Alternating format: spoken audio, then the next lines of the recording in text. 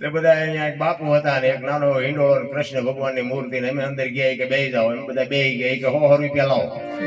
શેના એ કે કાનુડા ને હિસકો નાખવા મેં કીધું અમારા 100 રૂપિયા બગડે ને કાનુડા નીંદર બગડે ભલે હું તો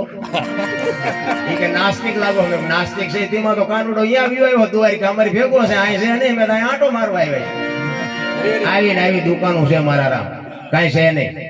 એટલે જ મહાપુરુષો કીધું બહાર આંટા મારવાની જરૂર નહીં ભાણ કે તું ભટકીશ નહીં મથી લે તારા અંતરમાં ઠીક કરીને બેસી જા બસ કરવું પડે ને કાંઈ દુનિયા જોવા જેવી છે દુનિયા ન જોવો એવી વાત નથી મારી પણ દુનિયામાં તમે કાંઈ પણ મેળવવા જો તમે આંટા મારતા હોય તો કાંઈ મળે નહીં એટલા માટે જ મહાપુરુષે કીધું માન બાપના ચરણમાં જે છે ને એ આખી દુનિયામાં ક્યાંય નહીં ભલે હાસવતા હોય તો હાસવજો ન હાસવતા હોય તો તમારા મા બાપના ભાઈ ને તમારા ભાઈ પણ હાસવા જેવું આ છે પછી તમે ફોટા અગરબત્તીઓ કરો ને રોટલા દેખાડો એમાં આપણે અમુક અમુક જગ્યાએ અમારે ત્યાં એવા એક બે દાખલા છે ને આમ ફોટા રોટલા દેખાડે મેં તો કોઈ ભાઈ કીધું કે આવા રોટલા ખવડાવ્યો હતો હજી 5 વર્ષ જીવે એવું હતું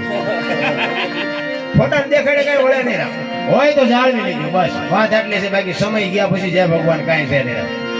એટલા માટે મહાપુરુષો કહે છે એટલે સવારામ બાબા એટલે કહે છે કે મારા સદગુરુ ન મળ્યા હોત તો મારી શું દશા થાય એટલે કહે છે વાણીમાં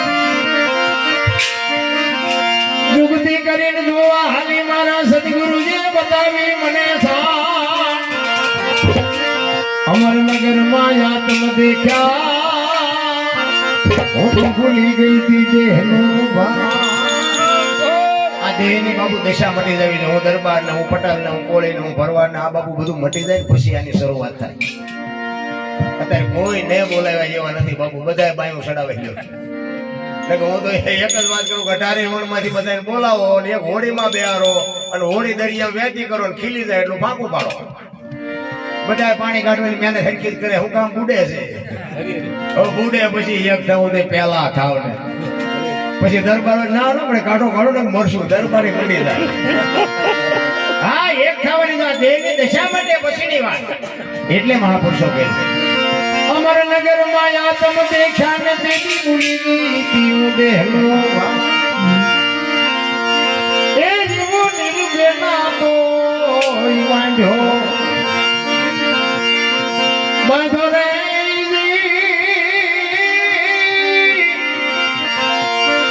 એ બધમાં મારું મારું મારું મનડું